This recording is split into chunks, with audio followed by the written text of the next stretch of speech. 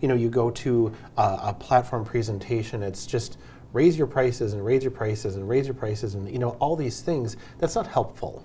Yeah. There, like you said, there's so many more things that go along with these roadblocks that people put in their way, and that's why we name this reframing your roadblocks today, because if you can't work through those things, you are going to be on this same cycle forever. Yeah. And it's not going to change. Yeah.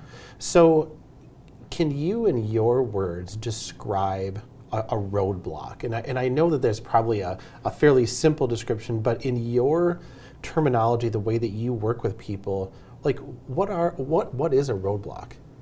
Right. So it's that, well, it's where you feel stuck, right? So there's a few, I think. The things that I see the most of, I would say, are when it comes to raising prices, like you said, or understanding how to actually price yourself, or really just even looking at your numbers. Like, you'd be surprised at how many photographers don't even really know their numbers, right? Like, we had that conversation. So that's a big one because it's triggering, right? So if you feel triggered by looking at your numbers and really knowing all about that so that you can even set sustainable prices, that's kind of a sign that there's something going on there that's deeper.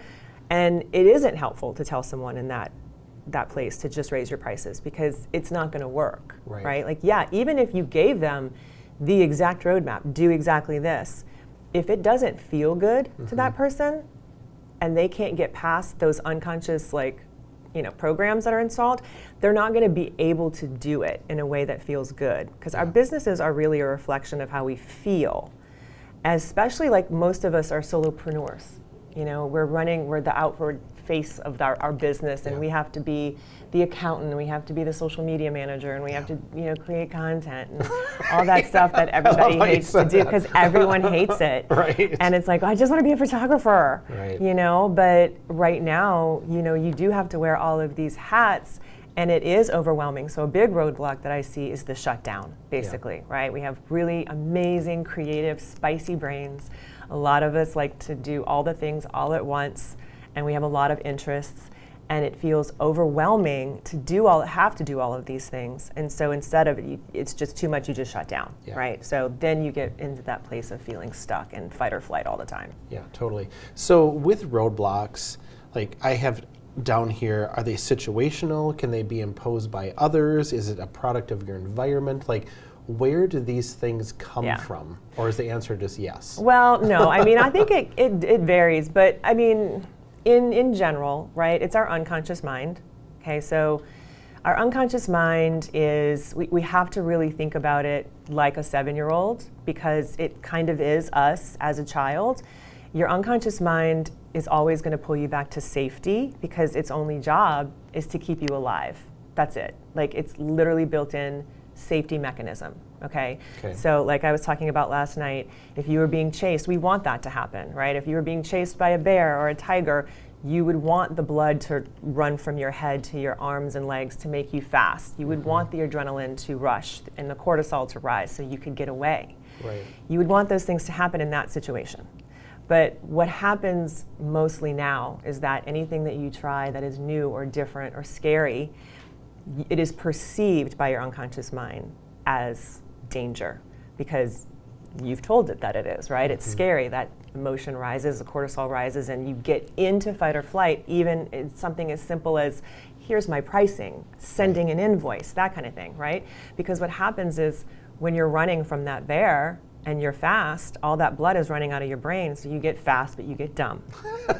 And you're not thinking. You get fast, but you get dumb. Because you're not critically thinking. You're just like in survival mode, literally. So if you're always in survival mode when you're thinking about your pricing, how comfortable is that going to be to sit in front of somebody and say, okay, so what are you guys thinking about today? Are you going to go with this package or this package? Like, you can't control the sales session at all, because you can't control yourself. You're not regulated.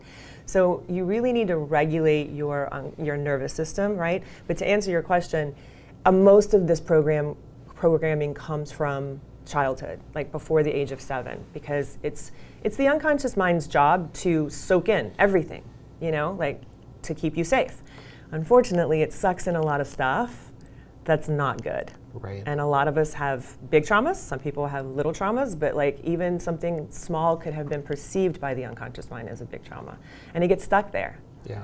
So now we kind of need to look back and go back to that source if you can. So just to clarify, because I think this is so interesting, a lot of the fears that the unconscious mind is creating for us as adults have been there since we were 0 to 7. Yeah.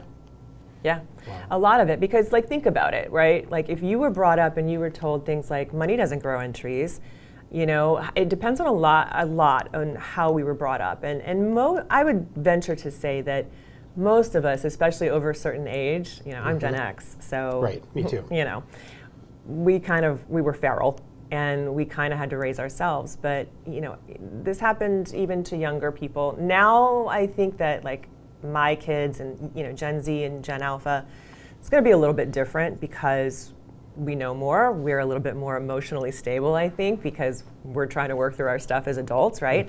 But growing up, most of us did hear things like that. Right. Money doesn't grow on trees. You have to work really hard for it. You Right. got to work really hard for your money. Yeah. But that's not necessarily true. I know a lot of people who barely work and make millions of dollars. Right. So we can reframe that, but you kind of have to look back and see, like, is this really my story? Like, or was I programmed against my will, basically, as a child? Totally. And it's not like a nefarious thing most of the time. Like, your parents thought that they were just doing what they were programmed to do, Right. what they believed. And they were raised by an older generation who was even more hardcore about that, right? Right, exactly. So we just need to, I think, you know, look at that honestly. That's the first part. And that's usually the hardest part, too, for a lot of people, because sitting with it is very uncomfortable. It is.